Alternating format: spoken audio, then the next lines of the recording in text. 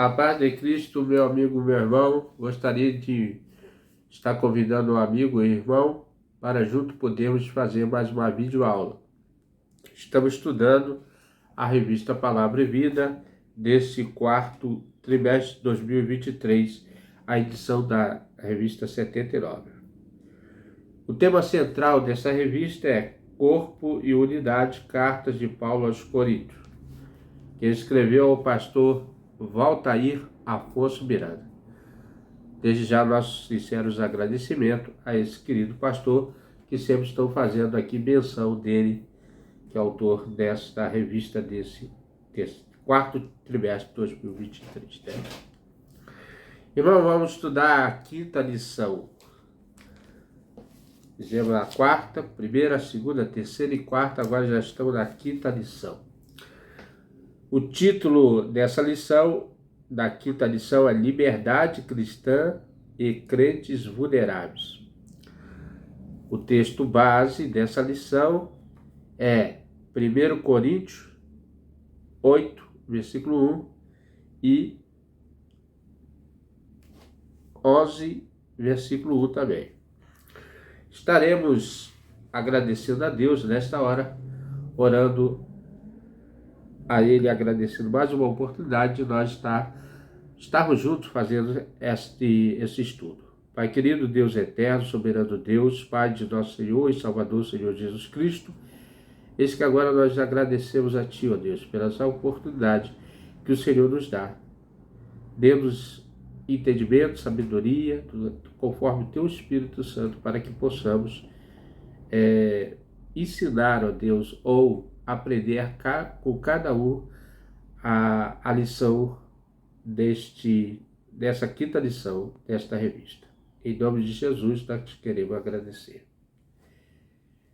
Antes de nós entrarmos propriamente no texto, algumas perguntas podem ser feitas antes de nós entrarmos, no estudo, que está para pensar e agir. A primeira pergunta que nós devemos fazer: você já preparou, nós já preparamos, para pensar que a polêmica da carne da igreja de Corinto se produz na atualidade, todas as vezes que surge a questão de até onde é possível participar da sociedade secular? Até essas questões, Segundo, como relacionar a liberdade dada pelo Espírito Santo com a necessidade de limite para as nossas ações, a fim de não escandalizarmos determinadas pessoas, E terceira e última pergunta é: possível amar quem não gosta de nós? Nós vamos tentar, irmãos, através desse estudo, responder essas perguntas, de acordo com o estudo aqui feito pelo nosso querido pastor Valtair Afonso Miranda.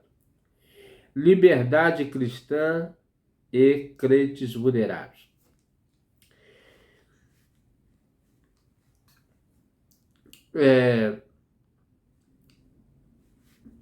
Esse é o tema. O objetivo, irmãos, é ensinar os alunos que a liberdade cristã é limitada pelo amor ao próximo, Mostrar que é importante considerar a consciência dos outros e tomar decisões.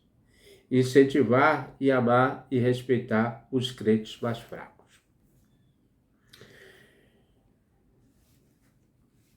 Na cidade de Corinto, a maior parte da carne vendida nos mercados procedia dos sacrifícios de animais em templos espalhados pela cidade e ao redor. Então, o que era vendido nos açougues?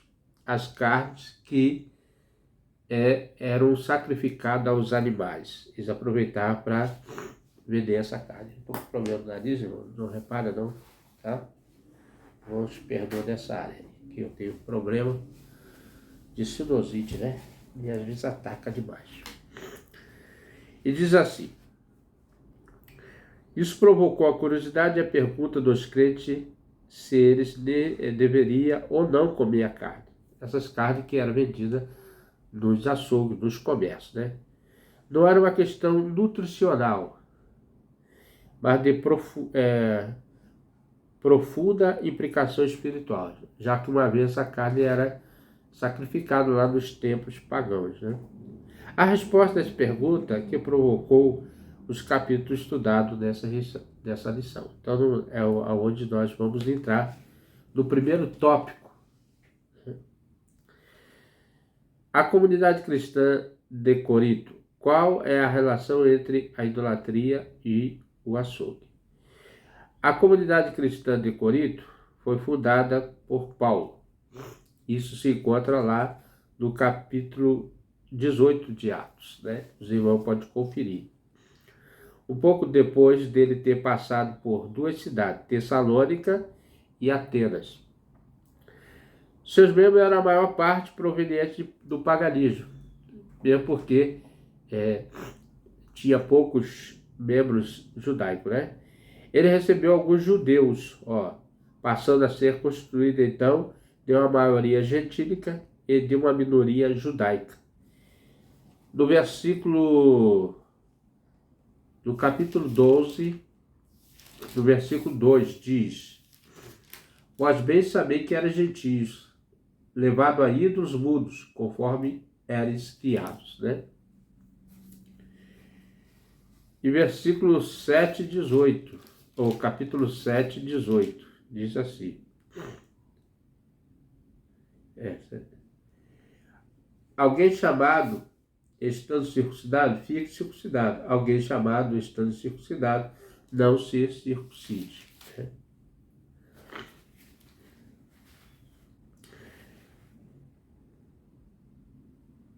Por trás das questões dos cristãos de Corinto, havia uma crise sobre ídolos, né?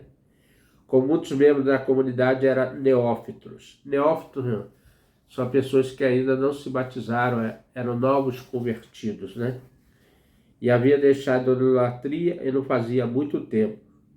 A questão era se o cristão poderia comer carne do mercado ou se deveria evitar esse tipo de alimento. Então estava a questão ali para ser discutida. Quando se trazia alguma oferenda a uma divindade, as partes não comestíveis eram queimadas no fogo, junto com outras porções do animal.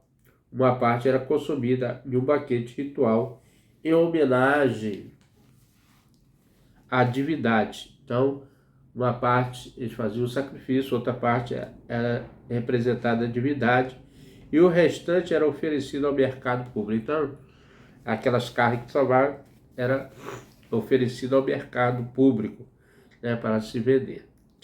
Esta era a principal fonte de carne para os açougues da época.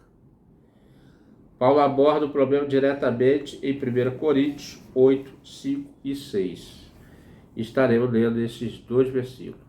Porque ainda que haja também alguns que se chamam deuses, quer do céu, quer na terra, como há muitos deuses e muitos senhores. Todavia, para nós, há um só Deus, né? Nós cristãos. O Pai, de quem é tudo, para quem nós vivemos, e um só Senhor, Jesus Cristo, pelo qual são todas as coisas, e nós por Ele. Então não existe outros deuses, né? Existe só um Deus, que é o nosso Pai, a qual nós seguimos a Jesus Cristo, né? Os ídolos não possuem existência real. Então, claro, são imaginações do pensamento do homem. Não são vivos. Há muitos que se chamam deuses. Então, esses que não é o verdadeiro Deus, são deuses. Deuses da imaginação do coração. Quer no céu, sobre a terra, ou seja, há muitos seres imaginados pelas pessoas como Deus, como morada nos céus ou na terra. Mas tudo só existe na imaginação daquele adorador. Então, por isso que nós combatemos a idolatria, né? Apesar da primeira parte do argumento de Paulo apresentar os ídolos, uma coisa inocente, no segundo momento, ele reafirma a sua preocupação. Por quê, irmão? Quando você adora, você curva diante de um ídolo, ali você está adorando demônios, né? Se você não serve a Deus, claro que você está servindo ao inimigo das almas. Antes digo que as coisas que ele sacrifica é a demônios, ó. E as que sacrifica não a Deus. E não quero que vos torneis associados aos demônios, né? Não poder beber o cálice do Senhor e o cálice dos demônios. Não poder ser participante da mesa do Senhor e da mesa dos demônios. Então, na conciliação, Deus não se deixa escarnecer. Deus não dá a glória dele para outro, né? Ainda que muitos possam pensar que está adorando a Deus, mas a um só Deus, né? O Deus que Paulo depois ele vai falar, o Deus desconhecido, o Deus invisível, né? Porque Deus é espírito, né, irmãos? E adoramos em espírito e verdade. Então ele vai falar aqui, 1 Coríntios 10, 20 e 21. 20 e 21. Antes de o que as coisas que os gentios sacrificam, as sacrificam aos demônios, e não a Deus. Eu não quero que sejais participantes com os demônios. Então Paulo está recomendando, né? Se você está participando desse sacrifício, você está fazendo oferenda a demônios, né? Ele não quer que os crentes participem disso, porque estariam oferecendo culto a demônios. Não poder beber o cálice do Senhor e o cálice dos demônios. Não poder ser participante da mesa do Senhor e da mesa dos demônios, né? Ou irritaremos o Senhor, somos nós mais fortes do que ele.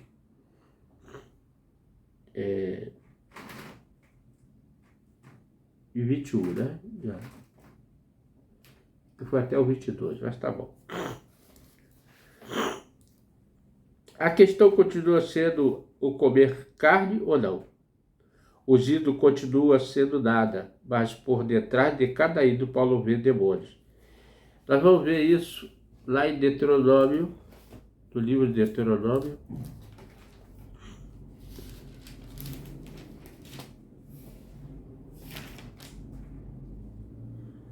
Deuteronômio 32, 17. Vem pra cá. 32, 17.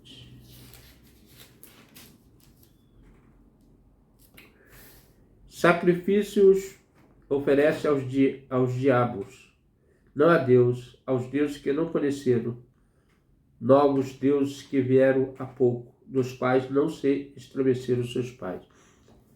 Então, já desde o início, né, a adoração a ídolo, são adoração a demônios, né? Eram seres demoníacos que recebiam o culto prestado aos ídolos. Sendo assim, a idolatria não era simplesmente uma atividade neutra, né? Como muitos querem botar hoje, né? Que é um retrato de parente, alguma coisa parecida, né? Os demônios se aproveitavam da inclinação da idólatra humana para receber o sacrifício. Então, uma vez que você se prostrava diante daquele ritual, e logicamente os demônios estavam aproveitando, porque quem se estava representando ali não era Deus, né? Logo, não se deve participar da ceia do Senhor e da ceia dos demônios, ou seja, comer da comida dos ídolos, como o mundo pagão estava imerso na idolatria. E o contexto ali era bem idólatra mesmo, irmão. Então, os não cristãos estão sob o poderio dos seres celestiais, demônios. A palavra demônio é raramente usada por Paulo. E além daqui, só voltará a ocorrer em 1 Timóteo 4:1. Então, era poucas usada essa expressão pela boca de Paulo. No fim dessa questão curiosa sobre comer ou não comer carne, está o significado argumento do apóstolo. O problema não está realmente em comer a comida sacrificada ao ídolo, mas na consciência do irmão mais fraco, que ainda vê o ídolo como algo real que provocaria escândalo. A discussão sobre as carnes se torna, então, um ensino importante sobre o que tem realmente valor na comunidade, as pessoas, né? Qualquer tradição ou ensino que as coloque em segundo plano é legalismo e egoísmo. Então, dentro da igreja, né? Cristo sempre valorizou e vai valorizar as pessoas. Então, irmão, nós falamos nesse primeiro tópico qual é a relação entre a idolatria e o açougue. A participação da obra de Deus. Qual era a participação da obra de Deus? No capítulo 9, né, da carta de Coríntios, o apóstolo insere no meio da argumentação o respeito à idolatria, uma reflexão sobre o direito do apóstolo e a forma como se dá a participação da obra de Deus. Vamos aqui, irmão, rapidinho aqui, botar aqui 1 Coríntios, né? Então o apóstolo fala, na verdade ele está se defendendo ou mostrando o ministério dele, né? Não sou eu o apóstolo, não sou o livre, não vi eu Jesus Cristo, Senhor nosso, não sois vós a minha testemunha, obra do Senhor? Se eu não sou apóstolo para os outros, ao menos sou para vós, porque vós sois o selo do meu apostolado, Senhor. E ele ainda fala, esta é minha defesa para os que me condenam, né? Então Paulo estava ali se defendendo, argumentando. A argumentação a respeito da idolatria, uma reflexão sobre o direito do apostolado, de forma como se dá a participação da obra de Deus. O apóstolo sentiu um grau enorme de satisfação por pregar o Evangelho, de tal forma que aplauso não fazia falta, ou mesmo lhe importava, né? Então Paulo tinha prazer em ser um evangelista, um apóstolo, e fazer com amor, né? Era o que importava. O seu prazer era promover o reino de Jesus, fazer que todos conhecessem, né, o plano da salvação que através de Jesus Cristo, que foi da cruz do Calvário.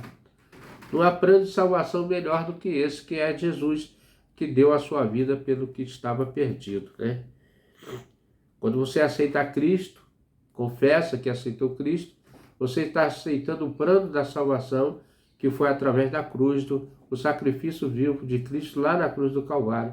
Sem esse sacrifício, sem essa confissão de pecados, sem essa renovação, ninguém pode ver a Deus, né? Quando ele deixava de pregar, não era mais um apóstolo, deixava de ser ele mesmo.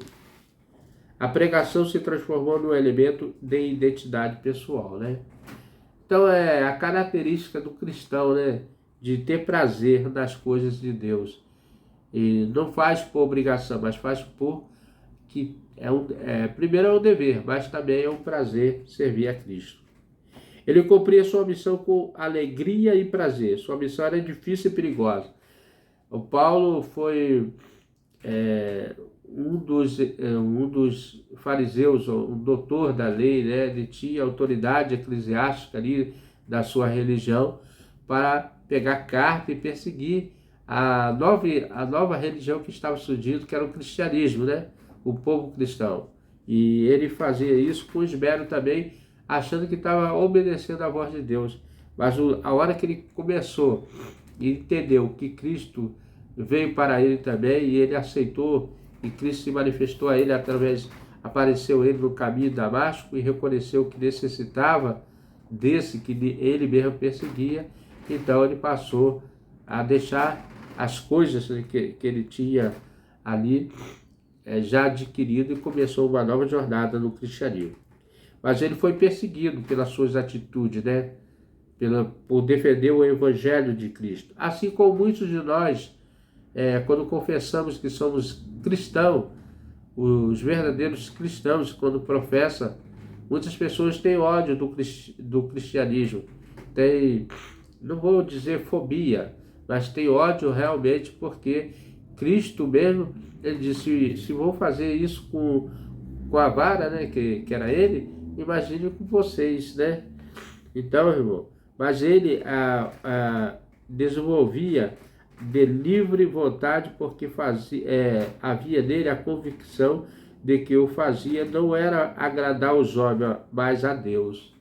Então, nós não devemos agradar a homens por causa de Cristo. Nós devemos agradar a Deus, porque Deus se agrada quando um homem faz a sua vontade. Mesmo diante da falta da gratidão dos crentes ou da presença da violência dos incrédulos, ele tocava o seu trabalho com a certeza de que a única pessoa que ele precisava agradar era Deus, né? Então, devemos, no Evangelho, existe uma coisa, né, que muitas pessoas não precisam agradar ao homem. Assim, se você estiver agradando a Deus, isso é suficiente, né? Ainda que respeitemos as autoridades constituídas, ainda que obedecemos às leis que devem ser obedecidas, mas a vontade de Deus está superior, né? De acordo com a vontade de Deus. A única forma de não receber crítica é não fazer nada, né? Paulo, ele recebia muitas críticas, porque realmente abraçou a missão que Jesus tinha dado para ele, né? De ir e pregar ao povo gentílico, ao povo não crente, né? Aos pagãos, né? As pessoas que mais as recebem são aquelas que mais trabalham na obra. É sensato, então, seguir o exemplo paulino de colocar o foco na satisfação do Senhor Jesus. Então, primeiramente, ele estava focado, estava com desejo, obcecado para cumprir o ID de Cristo, né?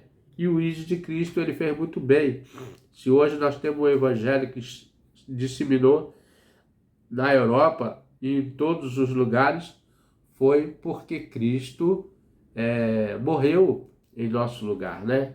Porque Cristo sofreu por nós. E isso é importante, né?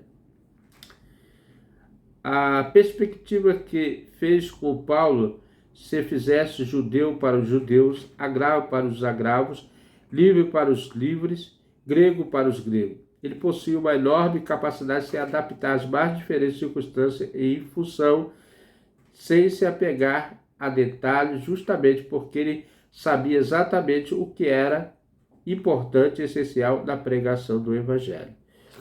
Paulo tinha essa diversidade, né, de se adaptar e tirar proveito da situação, né? Vou dizer assim. Ele sabia como fazia o negócio, né?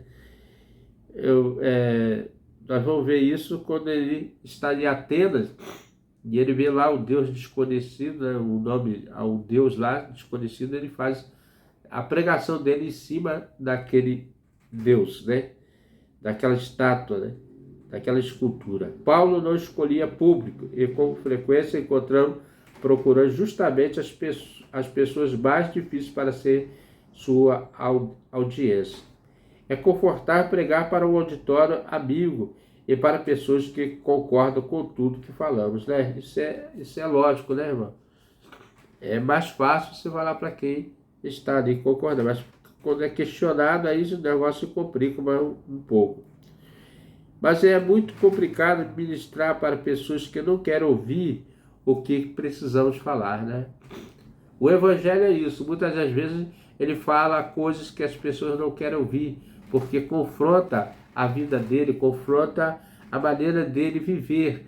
E muitas das vezes essa maneira está contrariando a vontade de Deus. Entendamos que evangelizar no interior da igreja é fácil, difícil, mas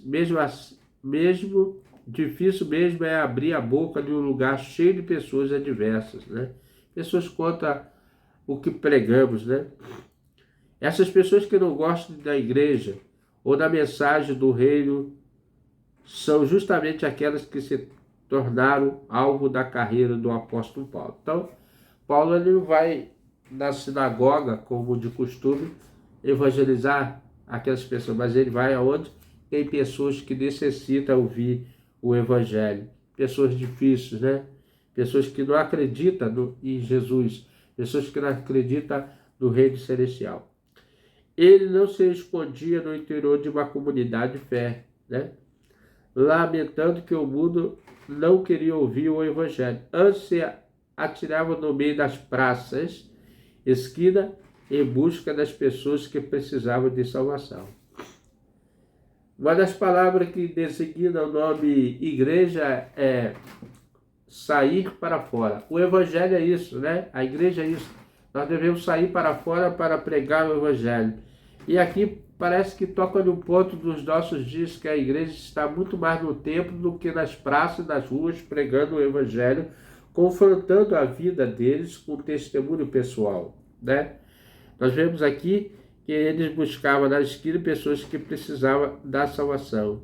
Algumas pessoas que, esquecendo o alvo do seu trabalho, tornam-se inflexível, apropriando-se de uma inadequada ideia.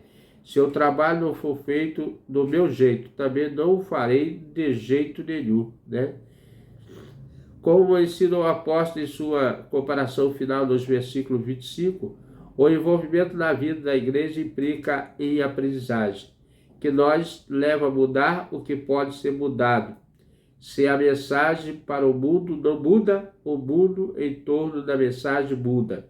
Se queremos mudar o mundo, precisamos mudar a forma de o alcançar, né? Então, Paulo, ele tinha essa visão, né? De ir ao encontro das pessoas. Hoje em dia a igreja precisa se adaptar a uma nova jornada, um novo, né? E esse novo é cumprir realmente o propósito de Deus através da evangelização. Não há outro meio de você alcançar almas se não for através da oração. Claro, para a pessoa aceitar, primeiro tem que ouvir o evangelho, né? E é necessário que a igreja faça esse papel. É a instituição mais correta, né? Então nós falamos desse segundo tópico, irmão, na obra de Deus, né? Vamos entrar agora no terceiro tópico, né? Buscando o bem-estar do outro.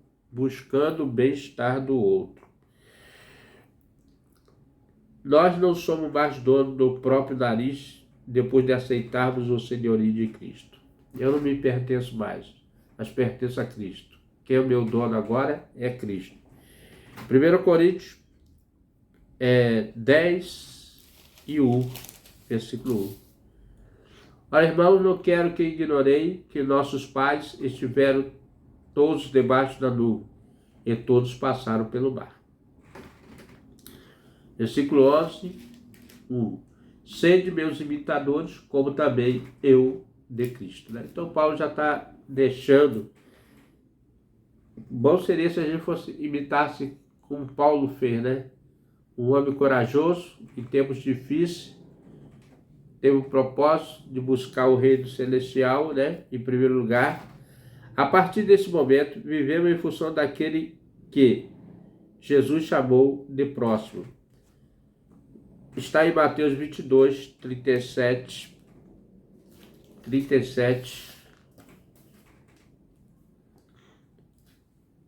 Aqui, Mateus, vou buscar aqui que aqui é mais rápido.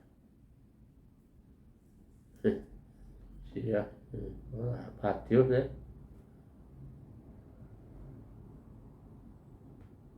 Mateus, rapidinho aqui.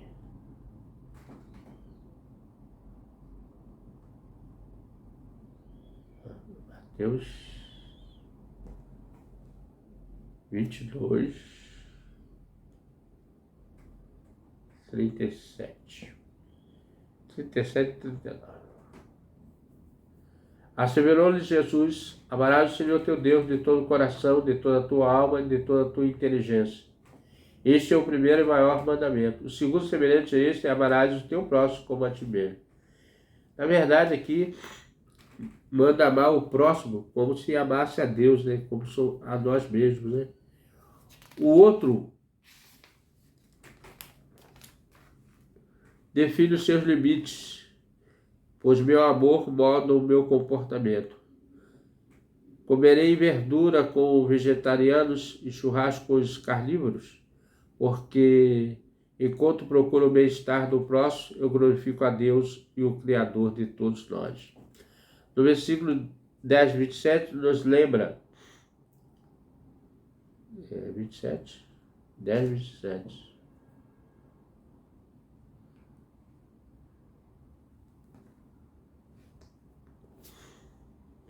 É preciso ter algum tipo de associação com os incrédulos para evangelizar. Enquanto vivemos para a glória de Deus, aprendemos a chegar ao coração das pessoas com o amor de Cristo. Um pouco antes de chegar a Corinto, Paulo pregou no centro de Atenas, uma região cheia de estátuas de deuses. Né?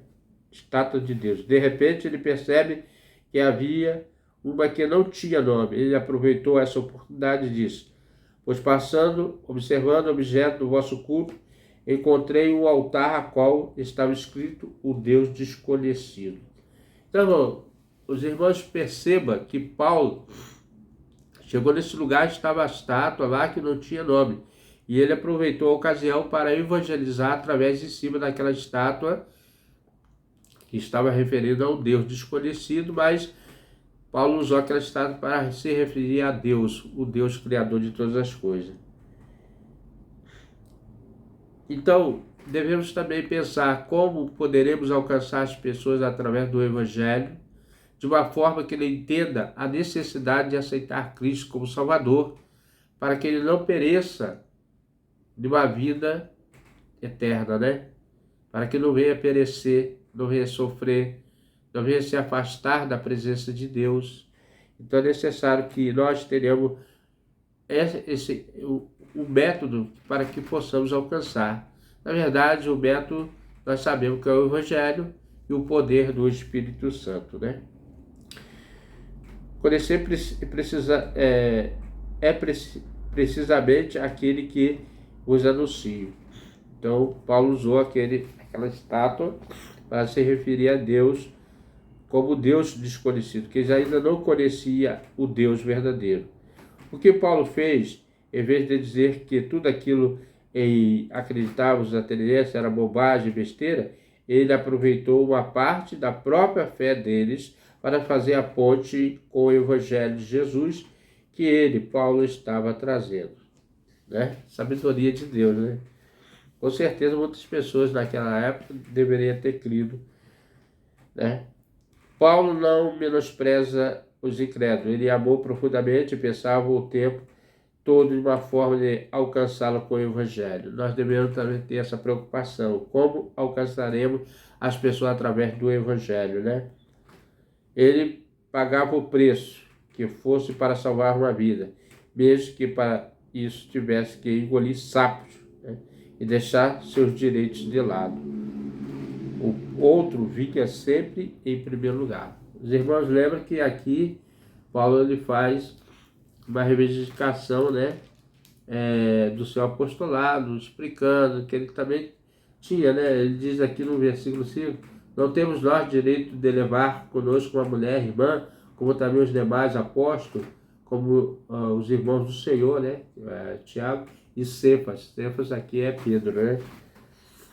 Então, irmãos, nós vemos que Paulo reivindica esses direitos também, mas ele coloca em segundo plano aqui, porque o objetivo maior era evangelizar, conseguir almas para Cristo. Já chegando ao final, né, irmão, desse estudo, um estudo maravilhoso, e que nós falamos aqui nesse terceiro tópico, né? O outro vinha sempre em primeiro lugar. Nós falamos em busca do bem-estar do outro. Então, devemos proporcionar da melhor forma para que o outro também tenha o alcance da salvação através do Evangelho, através da nossa pregação, da vida que nós levamos, né, para transmitir o amor de Cristo. O Evangelho ele é tão bom, mas também cobra muito a nossa postura como crentes, como devemos comportar, para que as pessoas percebam que Cristo trabalha em nosso coração a fim de que ele seja salvo também através das nossas vidas, como instrumento que somos. Concluído esse estudo, irmão, estamos falando aqui, buscando o bem-estar do outro, já falei, né? Concluído o estudo, o princípio que guiará cada decisão do cristão é o amor, né? Então tudo tem influência do amor, desde o início, porque Deus amou o mundo de tal maneira. O amor, Deus se resume no amor, né? Uma pessoa que ama a Deus e ao próximo como a si mesmo, será encontrar a maneira apropriada de responder a todas as questões de conduta moral, né? Então nós temos que ter essas respostas para essas pessoas, né?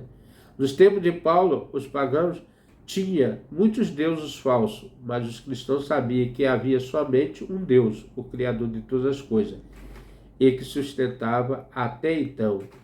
Ele era o Senhor das suas vidas e amava profundamente o mundo, né?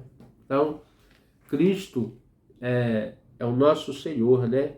É o nosso Senhor que nos guia, que nos molda, que nos faz ser transformado por seus ensinos. Quantos ensinos Cristo deixou para nós, né?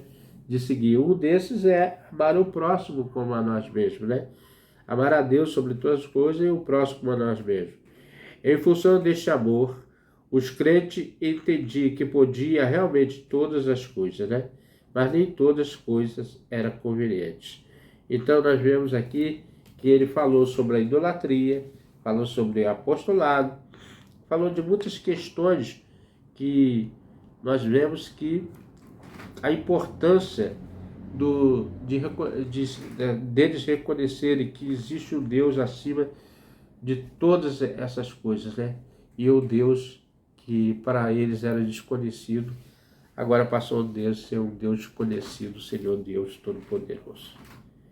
Meu irmão, se você tem gostado desse estudo, né?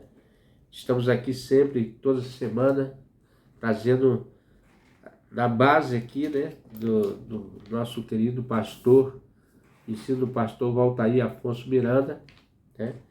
Esse estudo desse quarto trimestre, se você tem gostado, mas vamos orar ainda, por mim e por ti, para que tenhamos sempre o espírito da evangelização, de oração, de divulgar o reino de Cristo aqui neste mundo. Vamos lá? Vamos orar? Senhor Deus, Senhor nosso Pai, bendito eternamente seja o seu nome, Criador de todas as coisas, a único Deus invisível, que existe desde a fundação do mundo. Antes da fundação do mundo, o Senhor já é. E por isso, Deus, que o Senhor não tem princípio nem fim, mas que é o nosso sumo sacerdote, ó Pai, nós invocamos o teu santo nome, no nome do nosso Senhor Jesus Cristo, a qual nos deu esse nome, que é o nome sobre todo nome, o nome do Senhor Jesus Cristo. E em nome dele que nós agradecemos para todos sempre, que o Senhor possa estar abençoando todos os irmãos que têm acessado esse vídeo e que a sua vida possa ser transformada não pelas minhas palavras, mas pelas palavras daquele que é todo-poderoso, o Senhor Jesus Cristo, desde agora para todos sempre. Amém. Amém. Meu irmão, então, nós estudamos essa semana aqui, né? A liberdade cristã e crentes vulneráveis. Estaremos estudando também na próxima lição a respeito da adoração cristã, a lição 6. Venha conosco. Até a próxima lição, se assim o nosso bom Deus nos permitir. Amém?